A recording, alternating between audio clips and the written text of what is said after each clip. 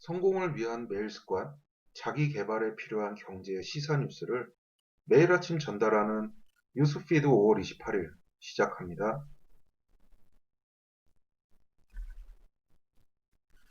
현재 우리 사회의 핵심 에너지원은 기름과 석탄 등 탄소 에너지 자원들이죠. 하지만 탄소 자원은 에너지로의 변환 때 생기는 대기오염 등의 문제로 이제 세계는 에너지 패러다임의 변화를 꾀하고 있습니다. 기술의 발전과 함께 4차 산업혁명은 수소 중심의 수소 경제로 인류 사회를 재편할 것이라는 기대입니다. 이러한 사회적 요구와 발맞추어 정부는 2019년 1월 수소 경제 활성화 로드맵을 발표하며 구체적 실행 방안을 제시했고, 오늘 28일 서울 강동에 올해 첫 수소 충전소 영업을 시작합니다. 이를 시작으로 6월 중순까지 8개의 수소 충전소가 차례로 들어서며 코로나19로 멈춰섰던 수소 충전 인프라 확충을 재개하는 것입니다.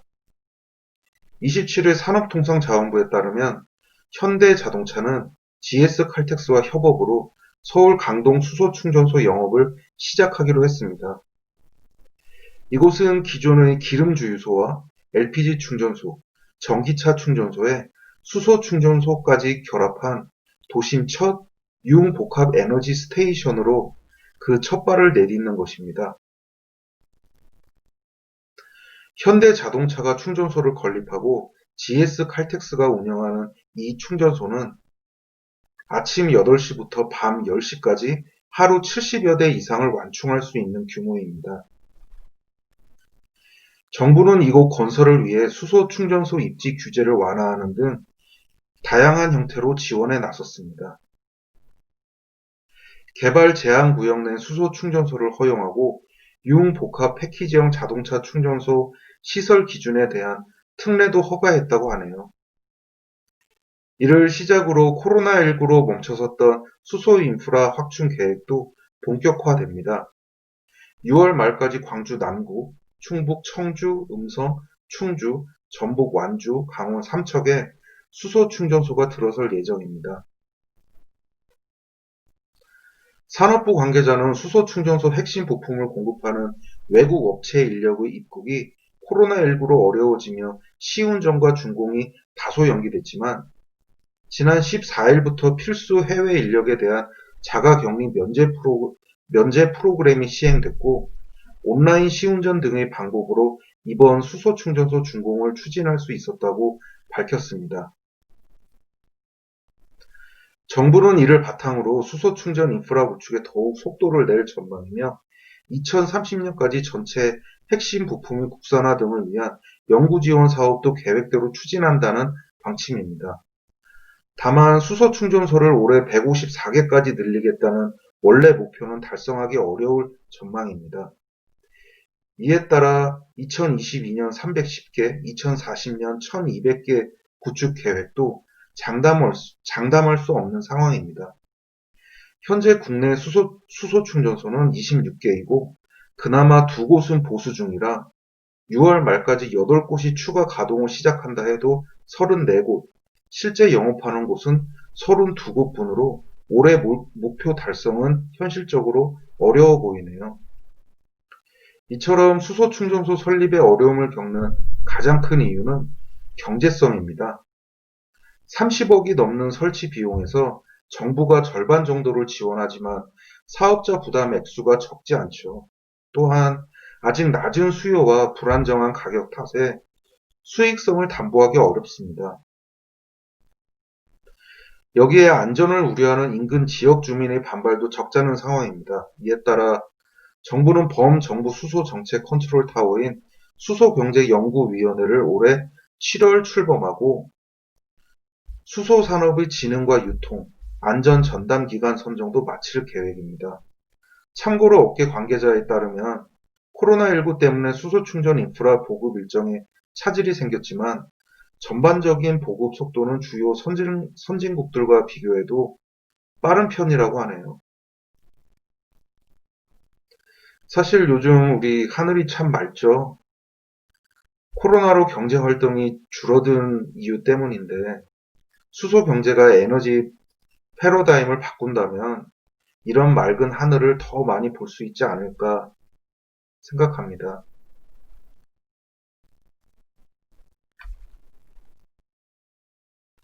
한때는 본인의 업무 차량을 현대차 에쿠스에서 쌍용 체어맨으로 바꿔 이상 기류가 있는 것 아니냐는 의구심을 만들었던 이재용 삼성전자 부회장이 현대자동차 G90를 이용하는 모습이 포착됐습니다. 2015년 8월부터 이용했던 쌍용 체어맨은 지난달 한 중고차 매물 사이트에 올라와 화제가 되기도 했었죠. 이재용 부회장은 2018년 현대자동차 제네시스 EQ900로 차량을 바꿨고 현재는 플래그십 세단인 G90를 이용하는 모습이 포착된 것입니다. 삼성전자 관계자에 따르면 외부 행사에 주로 EQ900를 이용하던 이 부회장은 현재 다양한 업무용 차량을 이용하고 있고 그중 G90를 자주 타는 것으로 알고 있다고 전했습니다. 재계에서는 이 부회장이 현대 제네시스 차량을 이전보다 자주 이용하는 배경으로 삼성과 현대차 간의 배터리 동맹으로 불리는 사업협력 강화를 꼽고 있습니다. 이 부회장이 타는 자동차로 과거의 경쟁 관계에서 협력과 공생의 길로 접어든 삼성과 현대의 달라진 관계를 보여준다는 해석입니다. 여담입니다만 예전 삼성과 현대 두 그룹 간 자존심 싸움은 굉장했는데요. 삼성이 주력으로 삼았던 전자반도체 분야에 현대가 뒤늦게 뛰어들었고 현대의 주력이던 자동차 사업에 삼성이 참전하며 양 그룹은 인력 수급 등에서 큰 갈등과 경쟁 양상을 보이기도 했습니다.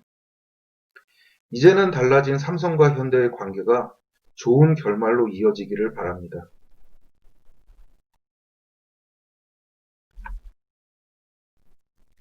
하나투어가 코로나19발 경제 충격을 견디지 못하고 국내 자회사 정리 작업에 들어갔습니다. 장기적으로 이 같은 변화는 호텔스닷컴으로 대표되는 이른바 글로벌 여행 플랫폼 기업으로 변신하기 위한 포석이라는 관측입니다. 이미 30여 개에 달하는 해외 법인 정리 절차에 들어간 하나투어는 국내 자회사 15개 가운데 여행 관련 업무를 맡고 있는 자회사들의 정리가 목적입니다. 하나투어의 연결 종속 기업은 모두 44곳이며 이 중 국내 자회사는 보시는 것처럼 9군데입니다.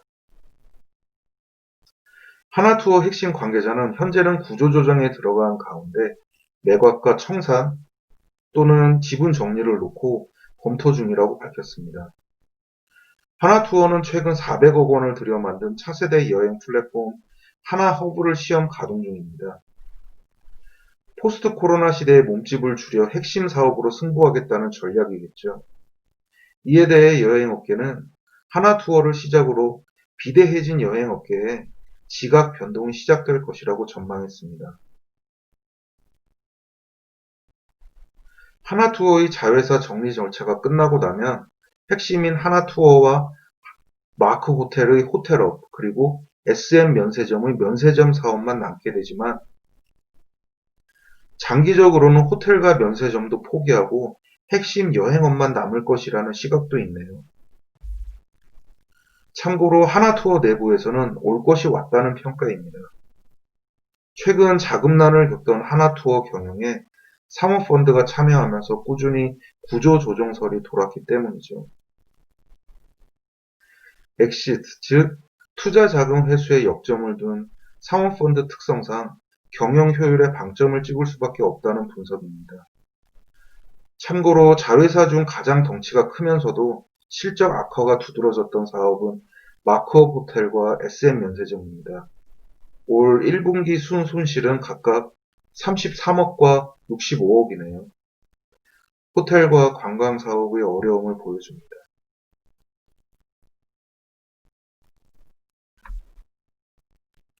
경기도가 코로나19의 산발적인 연쇄 감염에 대응하기 위해 사회적 거리두기 강화를 검토하고 있는 것으로 알려졌습니다.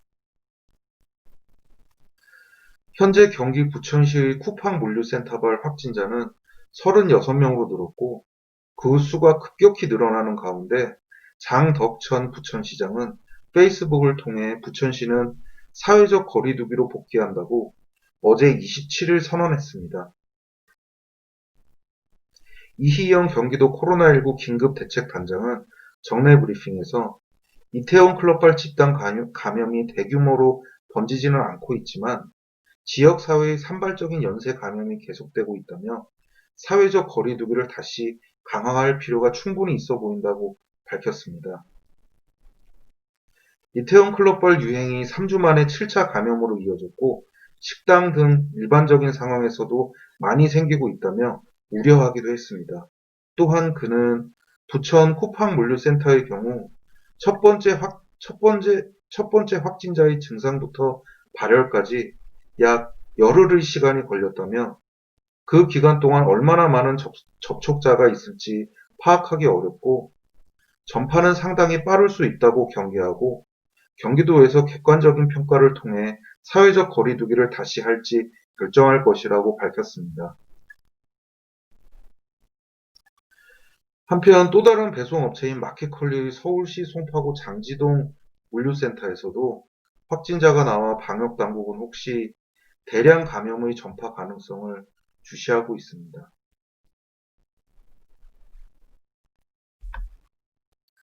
다음은 짧게 전해드릴 소식입니다. 며칠 전 홍콩 보안법과 미국의 예상되는 대응 그리고 홍콩의 특수주의 박탈 등의 문제를 전해드렸는데요.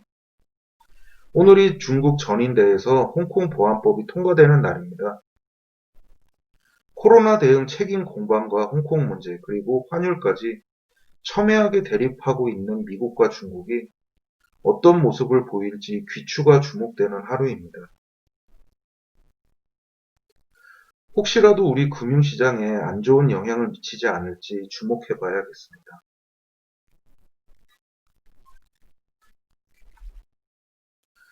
맑았던 어제와 달리 오늘은 전국이 구름이 많은 가운데 서울 등 중북부와 호남 서해안에는 5에서 10mm의 약한 비가, 강원 영서와 경북 북부에는 오후 한때 소나기가 지나겠습니다. 비가 내리면서 기온도 어제보다 내려가겠습니다. 현재 서울 14도로 어제보다 높지만 한낮 기온은 어제보다 2도가량 낮겠습니다. 다만 비교적 맑은 영남 지방은 대구 28도로 덥겠습니다. 내일부터는 기온이 올라 초여름 날씨가 시작될 것으로 전망됩니다.